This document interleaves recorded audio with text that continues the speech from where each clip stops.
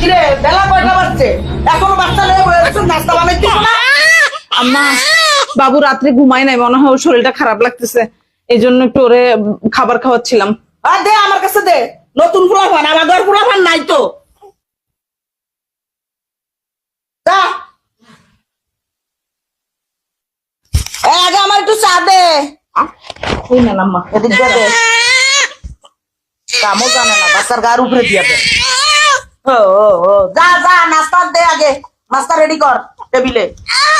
তো আসলেই কান্না করতেছে। আম্মু কষ্ট করে দিলেও বাবুরে ঘুম পাড়ালে, আমি যদি ভাবিরে ডাক দাও তাহলে ভাবি ওরে খাওয়ানোর নামে কোনো কাজই করবো না। হ্যাঁ সেটাই চিন্তা করতেছি।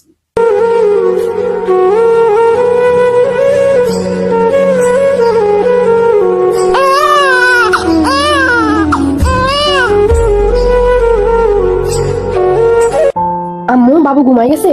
হ্যাঁ রে, অনেক কাঁদতে কাঁদতে ঘুমাই গেছে। যাক রান্না বান্না শেষ, ইস পেটটা কি ক্ষুধা লাগছে, আগে দুটা খাইলে বাবুর দুধ খাওয়াতে হবে। আম্মা ভাবি কাজ শেষ, যাও বাবুরে গিয়ে এবার দিয়ে আসো। আচ্ছা।